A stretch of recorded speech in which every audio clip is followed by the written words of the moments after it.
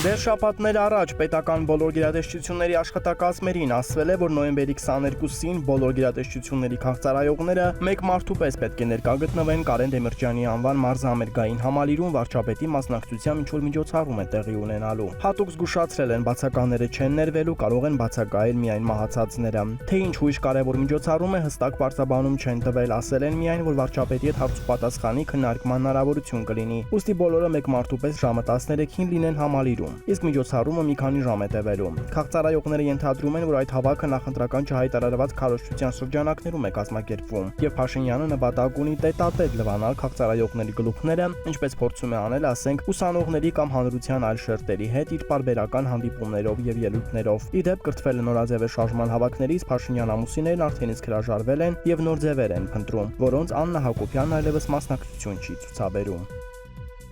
Իշխանությունները հատկապես վերջին շրջանում հաճախ են գլուխ գովում, թե զենք են գնում, սահմաններն են կահավորում, նախկին կանսերվի բանկաներով սահմանը պաշտպանելու փոխարեն բետոնե բունկերներ կամ ինչպես ԱԺՊաշտպանության հանձնաժողովի նախագահ Անդրանիկ Քոչարյանն է սիրում ասել, սահմանային ամրոցներ են կառուցում։ Պաշտպանության նախարարության մեր աղբյուրները հայտնում են, որ այդ ամրոցների կառուցման համար բաց մրցույթ է հայտարարվում, որում նկարագրվում է, թե ինչ պարամետրերով շինություն կառուցելու մասին է խոսքը։ Այսինքն ավտանգային գաղտնի ինֆորմացիան հասանելի են դարձնում նաև մեր թշնամիներին։ Սա միակ տարօրինակ փաստը չէ այս գործընթացում։ Մեր աղբյուրն ասում են նաև, որ ամրոցների շին աշխատանքները հիմնականում այլազգիներն են իրականացնում՝ հնդիկներ, եգիպտոսի քաղաքացիներ, իրանցիներ, եւ բնական է, որ բոլոր ինքնությունը ածն չի ստուգում, ու չկա երաշխիք, որ դիցուկ դրանցից ոմանք այլ երկրի հատուկ ծառայությունների աշխատակիցներ կամ ինֆորմատորներ չեն, որոնք էժան աշխատուժի անվան տակ գաղտնի ինֆորմացիաներ են փոխանցում մեր հակառակորդներին։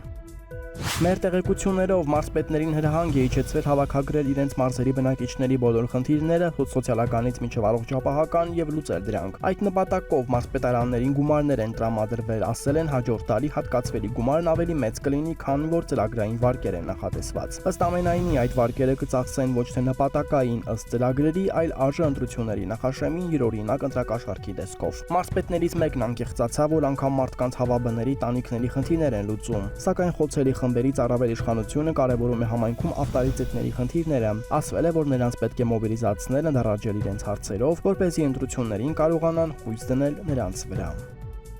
Ինֆորմացիա է տարածվում, որ Հայաստան դաշինքի նախկին այժմ անկախ падգամավոր զոհվածի հայր Գեգամ Նազարյանը եւս ընդգրկվելու է քաղաքպայմանագրի նախընտրական ցուցակում։ Նազարյանը պատերազմից հետո հիշեցնենք շատ կոշտ քննադատում էր Նիկոլ Փաշինյանին, նրան մեղադրում իր որդուն սպանելու մեջ, իսկ վերջին տարիներին խիստ մեղմացրել է իր հռետորաբանությունը եւ տևական ժամանակ է Փաշինյանին ու իշխանությունների տարբեր քայլեր արդարացնող հայտարարություններ է անում։ Գեգամ Նազարյանին հարցրինք առաջադրվելու է ԿԲ ցուցակով։ Падգամավորն ասաց, որ չի ուզում կատեգորիկ խոսել այս հարցի շուրջ։ Այլ լուրերը նոր չեն, ոչ մեկնաբանում են, ոչ չեն մեկնաբանում, ոչ երգում են, ոչ հաստատում։ Չգիտեմ ովքեր են նման լուրեր տարածում, դատարկություն են։ Այսինքն անհավանական է համարում իր առաջադրումը։ Ոչ հավանական եմ համարում, ոչ անհավանական այդքան բան։ Կրկնեցինք հարցը։ Ես այդ լուրերին չեմ պատասխանում, կպատասխանեմ դեկտեմբերի 3-ից հետո։ Հիշեցնենք, որ ԿՊ տեխնացուների առաջադրումներն ավարտվում են նոյեմբերի 30-ին, որից հետո ԿՊ վարչությունը պետք է տեխնացուներին գրանցի։ Հարցրինք, կարող են եզրակացնել, որ առաջադրվել եք, պարզապես հիմա ձեռնպահ եք մնում խոսելուց, մտավախություն ունենալով, որ չեն գրանցի։ Հարցազրույց եք վերցնում։ Չէ, չեմ պատասխանի, այս թեմայով հարցազրույց մեկնաբանություն չեմ տալիս։ Եթե դեկտեմբերի 3-ին հարց ունենաք, կպատասխանեմ։